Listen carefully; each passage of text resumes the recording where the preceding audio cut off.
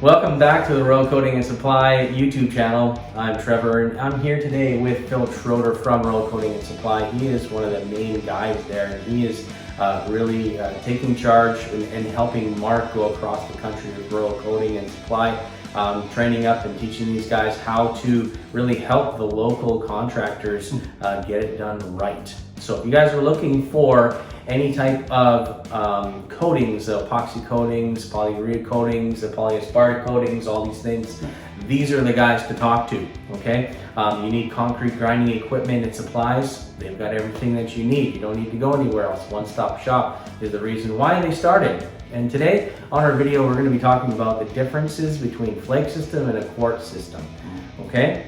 Very important. A lot of people want to know, especially if you're in that buying window or you want to consult your clients and you'll give them the proper information as to the differences between the two. This video is going to help you with that, right? So we start off with a quote. James Dean said, "Dream as if you'll live forever and live as if you'll die today." Oddly enough, what happened with him, right? He went out in a blaze of glory. He sure did. Right on. Rather go out on fire than just peter out, right? That's it. Epoxy, a statistic and fact about epoxy coatings. Epoxy is a very high demand product among businesses due to its multi-dimensional patterns and hundreds of designs and colors. We often say the sky's the limit. It really is. Epoxy. It really is. There is no limit on colors. You have a favorite team? Sure, we can make that happen. Absolutely. Any design that you want to make with these coatings, you can do it. Absolutely, yeah. That's good. So a lot of designers and people who are wanting something unique, maybe you're in your forever home and you want something special either in your basement, your garage, or both, and you can make that happen. Absolutely. Especially if you're a not so sports team fan, you like watching sports ball. Then we can put those designs if you have the right contractor. So we have a video on that as well, talking about getting the right contractor. But yeah, let's get started and talk about these different systems. So is Flake easier to install than Quartz? A lot of times I would say so, in my personal opinion. It's a different tiered system.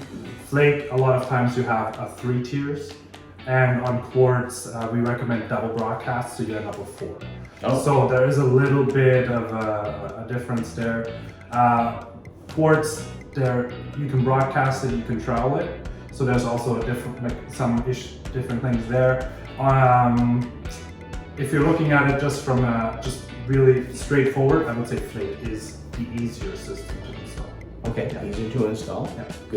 Good to know. So that might make a difference with a contractor if the client isn't really fussy either way. Yeah. Maybe the Flake is the way to go, so you can get through the job a little bit quicker and move on to the next one. That might be the deciding factor. Absolutely. Now, which one is more expensive? Again, like I said, it's a different thickness levels, right? So usually we run into that Quartz turns out to be a little bit more expensive because you are adding extra layer in there. So when it comes to just the cost of the product, your own time of doing it, right, as a contractor, extra prep, things like that, usually per square foot, Quartz will be a little bit more expensive. Okay, yeah, good to know. But are we talking like big numbers, like dollars? No, we're talking a couple dollars a square foot. Nothing absolutely crazy. It's just your own labor, your own time, and more product. That's what you got to calculate it. If you call any of our stores, they can help you out figuring out the square footages, how much you get out of a bag, things like that, so you can kind of get your price down better. Okay, well, that's very helpful. Like if you are a contractor and you're getting into this, or you have had bad past experiences, maybe you did a job and you didn't have quite enough material because your math was off, these guys can help you kind of go through that process. That's usually something you can start and go, not very easily anyway. Yeah, so. And oddly enough, most people don't have really good math skills, I'm just saying. So figuring out the square footage is important. So next, which one has more color variety between the Quartz system or the Flake? So Flake definitely has more colors because it's a vinyl product. So the manufacturer can make it, like I said, pink. We have design tools where you can send us a picture and put it in, and we can play with all the colors in the world at this point. Wow. Quartz, it's a sand product, so it has a more limited colors available. It's mostly, browns, grays, whites. There's some red and things like that. But when it comes to Flake, it's the sky's the limit, honestly. Okay. Yeah. Now, I'm going to ask a dumb question because I'm dumb. I don't know anything about these products or anything. You're the expert. Can you combine Quartz and Flake? Sometimes you do, actually. When you do a Flake floor and you want more grip, some people, instead of aluminum oxide, will broadcast some quartz into the top because it's sand, essentially, right? It's fine sand. So if they don't have any aluminum oxide around, or they don't want to go, there's other products out there, sharp grip, things like that, they will use a quartz-like product and broadcast it in, and for extra adhesion, extra slip resistance. Yeah, absolutely, yeah, you could. As a whole, no, because you don't want to have Flake and Quartz kind of layered, but just to help each other out, yeah, absolutely, you can. Okay, well, good to know. Now, when it comes to durability and longevity, which one between the two has better lifespan? For sure. So application, big thing, right? A lot of times we're doing Flake systems in coolers that have to go really low temperature. Okay. Because of the extra layers, because of the extra prep we're doing, it's a more durable product. There's water, there's all sorts of stuff happening in there. Where with a Flake, it's a thinner coating, so you might run into some problems on high traffic areas, high environmental factors, things like that. So it really depends on your project. And again, give us a call. Say, hey, this is what I'm doing, this is what I'm trying to do, and we'll guide you in that right direction, right? So there's true and try for certain things. There's things where like, it really doesn't matter, just ask your customer what look he's going for, because it is a different look, right? Yeah. It looks very different. So durable wise, if we're just talking plain durability, it would be the Quartz, because it is an actual sand product, like it's granules, where the Flake is more of a pliable. Okay. Yeah. Right. So a little bit softer. More More pliable. Yeah, exactly. Yeah. Nice. Okay. Now, I think we kind of covered this question before, but slip resistance, which one offers better slip resistance? Straight across, Quartz sand. Quartz. Yeah. It's a sand. It's a sand, right? Everybody knows kind of what it feels like. Again, Flake is a softer product, and combined with all the polys and epoxies, it makes it very durable. But sand by itself, very slip resistant. Yeah. Nice. Okay, that makes a lot of sense. Yeah. Sand is less slippery than vinyl. Exactly. I think we talked about it around pools, things like that. We usually recommend a Quartz, right? Yeah, that makes sense. Plus, depending on the Quartz, can have a nice, almost a sand look to it, where it has little reflections to absolutely, shimmer and that sort of thing. So, next question is rougher. Is Quartz a lot rougher than Flake? It is. There's ways to mitigate that, obviously. So with Flake, when you broadcast and you clean it up afterwards, you scrape it. So you cut off all the top edges on the vinyl Flake. Then you put your poly over top, and which makes it a fairly smooth surface with some good slip resistance. When it comes to Quartz, you don't really do that, right? You still scrape it and put a coat over top, but you're still getting a lot of a rougher surface. Right. Because that's the point of the Quartz, to have that slip resistance, things like that. So the way to mitigate that, if you're like, I like the look, but I don't like the feel, is ask your contractor, hey, can you put another top coat on top? Right? Can you smooth it out? I want a nice smooth surface, and I like the look, I don't want to feel sand on my feet. Okay. Absolutely, it can be done. It's just an added cost to yourself and to your contractor, because you are putting extra layers of epoxy and polymers on top.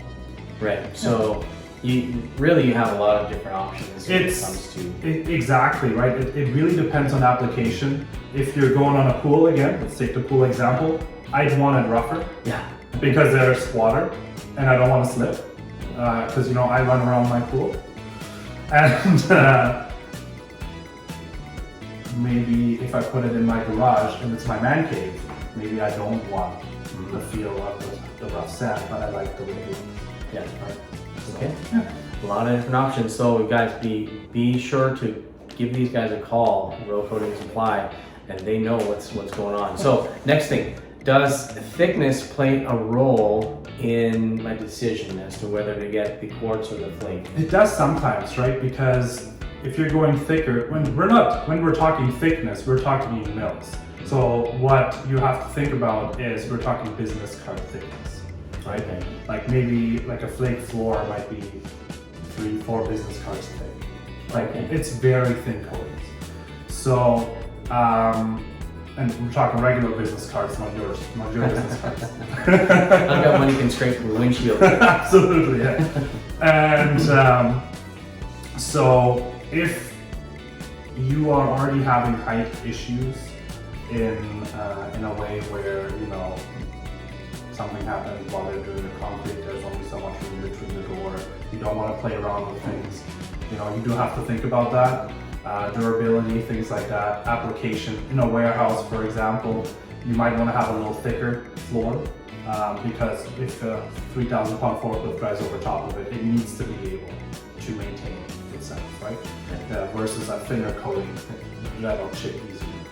So, Yeah, that makes a lot of sense. I like that. Next question I've got here for you is there a difference for the antimicrobial aspect of the flooring? Like, do you use these in kitchens? Yeah, oh, absolutely. Yeah, we just actually had a contractor finish a nice kitchen in all quartz because it's easy to clean, right?